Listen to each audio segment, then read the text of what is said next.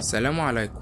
في الحلقة اللي فاتت حكينا عن بداية سيف الله المسلول خالد بن الوليد، وازاي كان واحد من اشرس قادة قريش في معاركهم ضد المسلمين، وازاي كان هو العقل المدبر لانتصارهم في غزوة احد. لكن النهاردة هنتقابل مع خالد في لحظة فارقة غيرت مسار حياته كلها. في الجزء ده هنكمل المشوار من لحظة دخوله الإسلام لحد ما بقى سيف في وجه أعداء الدين، وهنحكي عن المعارك اللي قلبت الموازين والقرارات اللي غيرت مجرى التاريخ، وهتشوف بنفسك ازاي خالد مش مجرد قائد لكن اسطورة لحد النهاردة. معاكم زياد السيد، والنهاردة هنكمل حكاية سيف الله المسلول. لو لسه ما شفتش الجزء اللي فات روح اتفرج عليه الاول، هتلاقيه ظهرلك في الاي اللي فوق، وهسيب لك اللينك في الوصف تحت.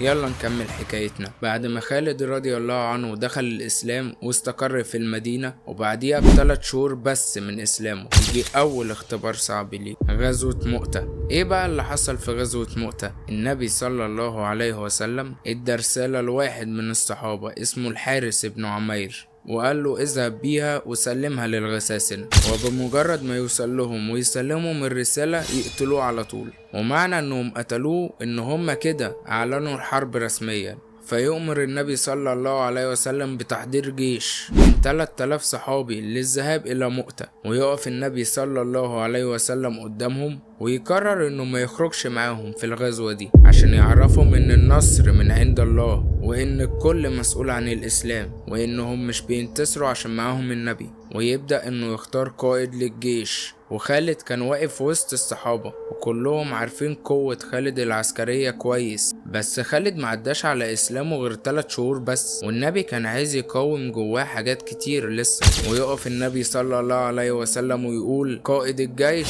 زيد بن حارثة، فإن قتل يتولى جعفر بن أبي طالب، فإن قتل يتولى عبد الله بن رواحة، فإن قتل فاختاروا من شئتم. فيبص كل الصحابة على خالد بعد ما سمعوا كلام النبي صلى الله عليه وسلم باختياره 3 قادة مفهومش خالد بن الوليد، وكمان بعديهم الأمر شورى. ويبص خالد للنبي صلى الله عليه وسلم ويضع عينه في الأرض، والنبي صلى الله عليه وسلم كان عايز يعرفه ان انت هنا جندي. ويبدأ يتحرك الجيش من المدينة، ويوصل خبر الجيش للغساسنة، ويبدأوا يحضروا جيش من 100,000 مقاتل. ومش بس كده لأ، أرسلوا إلى الرومان بقيادة هرقل إنهم بحاجة للدعم، فبعت لهم 100,000 مقاتل تاني، يعني بقوا 200,000 من الرومان قصاد 3000 بس من المسلمين. شيء ولا الخيال. فسيدنا زيد بن حارثة بدأ يحط خطته بصفته قائد للجيش، وقال للصحابة اختاروا مكان ضيق نحارب فيه، عشان احنا لو واجهناهم في مكان واسع هنباد. فاختاروا قرية مؤتة الموجودة في الأردن لحد دلوقتي، وهي قرية على يمينها بيوت وزرع وعلى شمالها جبال. فتمركز جيش المسلمين فيها. فبدأ الرومان يتلخبطوا ويغيروا تخطيطهم للجيش عشان كانوا عاملين حسابهم انهم هيواجهوا المسلمين في الصحراء. فبدأوا يقسموا الجيش لأعداد أصغر عشان طبعا مش هيعرفوا يهجموا بالجيش كامل جوه قرية مؤتة. وتبدأ المعركة 6 أيام كاملين، والنصر للمسلمين. أعداد كبيرة جدا للقتلة من الرومان، والخسائر لا تذكر للمسلمين.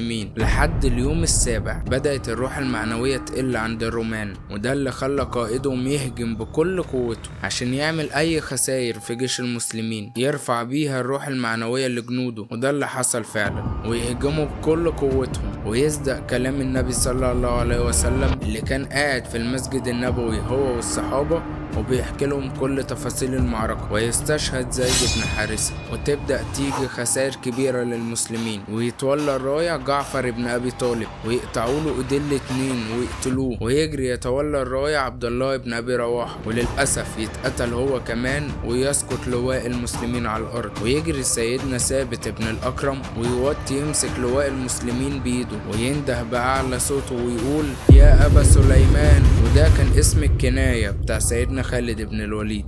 وقال له خذ هذه يا خالد. فسيدنا خالد في تواضع كبير قال له لا يا ثابت، أنت أحق بها مني، فقد شهدت بدر يوم أن كنت أنا كافر. وسيدنا ثابت يقول له لا يا خالد، إن هذا اليوم يوم عصيب ولا يقدر على مسك لواء المسلمين غيرك. فيمسك خالد بن الوليد راية المسلمين، والنبي قاعد في المدينة وبيحكي للصحابة في نفس التوقيت مات زيد بن حارثة أراه الآن في الجنة، وتولى الراية جعفر بن أبي طالب، ومات جعفر بن أبي طالب أراه الآن يطير بجناحيه في الجنة، وتولى الراية عبد الله بن أبي رواحة، ويموت عبد الله بن أبي رواحة أراه الآن في الجنة. فأخذ الراية الآن سيف من سيوف الله يفتح الله على يديه. ويحكي سيدنا خالد بنفسه ويقول: اتكسر في ايد اليوم ده 9 سيوف، وكنت انتظر المغرب بفارغ الصبر حتى أعد خطتي، عشان كان وقت المغرب بينفصل الجيشين عن بعض كنوع من أنواع الراحة، ويرجعوا يشتبكوا تاني الفجر. وبمجرد ما جه المغرب وانفصل الجيشين عن بعض، وأول مرة يجتمع جيش المسلمين تحت قيادة خالد بن الوليد، وقام واقف وسط الجيش وسألهم سؤال في منتهى الغرابة: احنا جينا هنا ليه؟ فالصحابة كلها استغربت من السؤال، فرد بنفسه وقال: احنا جينا عشان ننصر ديننا ونطيع نبينا، ولقد فعلنا، لكن هذه المعركة لن تنتهي بنصر. 200,000 قصاد 3000.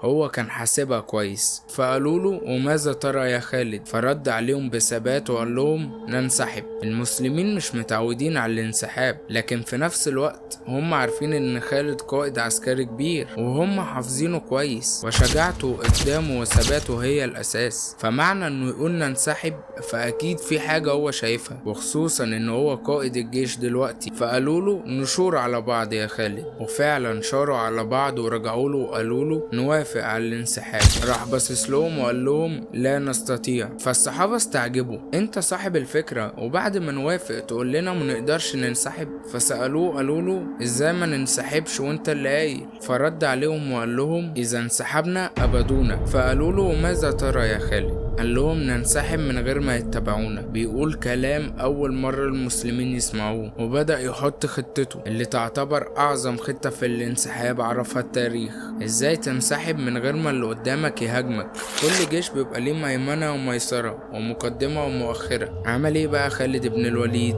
بدل ما بينهم، جاب المقدمة مكان المؤخرة والميمنة مكان الميسرة، وقال لهم كله ينظف هدومه، وأمر إن كل الرايات اللي بيحملها المسلمين إنها تتنظف وتتكتب من جديد. الفكرة بقى إن المعركة بقالها 6 أيام شغالة، فشيء طبيعي إن الجنود حفظوا وشوش ورايات بعض. فلما خالد بن الوليد هيعمل كده هيعمل نوع من اللخبطة لجيش الرومان. ومش كده وبس، لأ، ده جاب 300 من الفرسان وقال لهم: إحنا دلوقتي بالليل، امشوا وقفوا في آخر الجيش وقسموا نفسكوا 6 فصائل، كل فصيل 50 فارس، وأول ما الفجر يطلع وتلاقوا المعركة بدأت تعملوا غبار كثيف جدا بالخيول بتاعتكم، وتبدأ الفصيلة الأولى تكبر وتقرب مننا. وقال لباقي الجيش: أول ما تلاقوا الفصيلة دي بتكبر وتقرب مننا هللوا وقولوا الله أكبر ولا إله إلا الله، وعلوا صوتكم كأن دعم جنة من المدينة. الرومان هيتهزوا وهيفتكروا فعلا إن في دعم جنة، وأول ما يلتحموا معانا الفصيل التاني يتحرك ويعمل شبه الفصيل الأول، وهكذا. الصحابة قاعدين قدامه بينبهروا ويبتسموا للكلام العظيم اللي بيسمعوه. ويرجع ويقول لهم: في كلمة سر هقولها في المعركة دي، أول ما أقول يا عباد الله توكلوا على الله، راح الصحابة كلهم قايلين في نفس الوقت ننسحب. ضحك خالد وقال لهم: لا،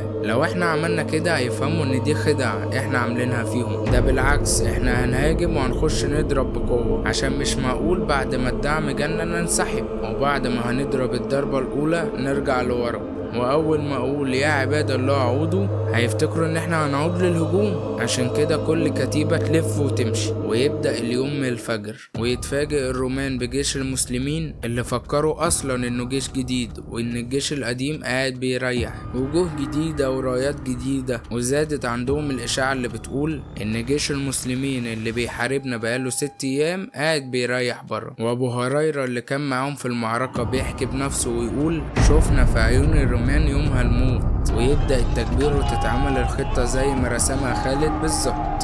وعند الهجوم في الضربة اللي قال عليها سيدنا خالد، الكل كان مرعوب من جيش المسلمين وضربوا بكل قوتهم، لدرجة ان المسلمين قتلوا قائد الرومان. واول ما قال سيدنا خالد يا عباد الله عودوا، يتفاجئ الكل ان جيش المسلمين بيلف ويمشي. فوقفوا قادة الرومان وصاحوا في الجنود: لا تتبعوهم، لا تتبعوهم، انها خدعة، انها خدعة. معقول بعد الانتصار ده والهجوم الشرس ده والدعم ده هينسحبوا دلوقتي؟ اكيد دي خدعة المسلمين عاملينها. ويقول ابو هريرة: اقترب خالد وجيش المسلمين من المدينة ولسه الرومان مستنيين الخدعة، ويرجع خالد بن الوليد بجيش المسلمين وما ماتش منهم غير 12 واحد بس، وتزعل النساء برجوع الجيش من غير فتح، لكن يطلع النبي صلى الله عليه وسلم بنفسه في شرف استقبال الجيش لأنه عارف ومتأكد من اللي حصل. وأول ما خالد يشوف النبي قدامه يقول أعوذ بالله من غضب الله وغضب رسول الله. سيدنا خالد خاف لا يكون سيدنا محمد صلى الله عليه وسلم زعلان من اللي حصل، فقال له النبي صلى الله عليه وسلم وهو بيبتسم والله يا خالد ما أغضبت الله وما أغضبت رسول الله،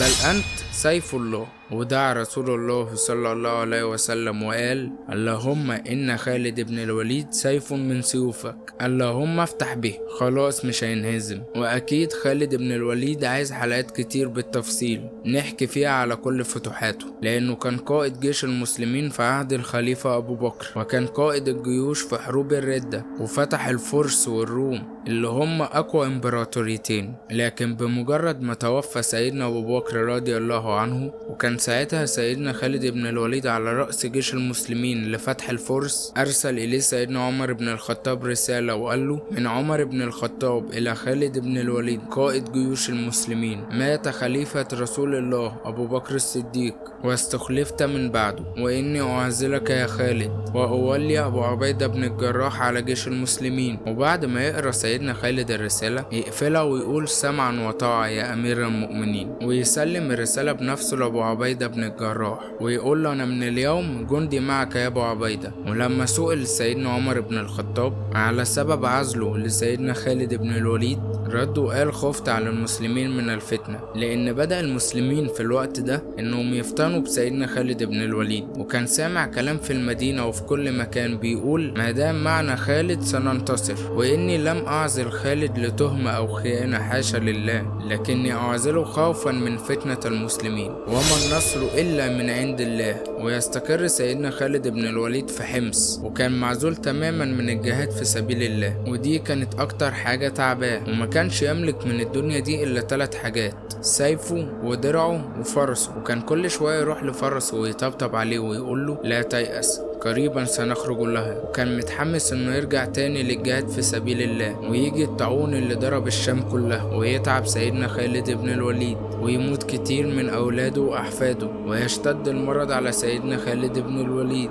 ويقول وهو على فراش الموت والله لا يوجد في جسمي موضع إلا ويوجد فيه ضربة رمح أو طعنة سيف أو ضربة سهم، وها أنا أموت على الفراش كما تموت البعير. ويموت سيدنا خالد سنة 22 هجريا وهو عنده 56 سنة، قضاهم في نصرة الله ونصرة رسول الله. ويجي وهو بيتدفن تحصل حاجة غريبة جدا حكاها كل الصحابة، يدخل الفرس بتاعه وهو بيتدفن ويبص على سيدنا خالد بن الوليد ويرفع عينه للسماء ويلاقوا عينه مليانة بالدموع، ويوصل خبر وفاته لسيدنا عمر بن الخطاب ويبكي عليه ويقول رحمك الله يا خالد كنت أحق بالإمارة مني. وفضل يردد ويقول والله ما عزلتك لتهمة أو خيانة، ولكن حتى لا تفتن الناس بك. خالد ما كانش مجرد قائد، كان أسطورة من لحم ودم، وكانت نهايته زي حياته، درس لكل اللي بيحسبوا الخلود بالقوة، لكن الخلود الحقيقي بيكون لما اسمك يفضل عايش في قلوب الناس. ودي كانت حكاية سيف الله المسلول من قلب حكاية خالد بن الوليد.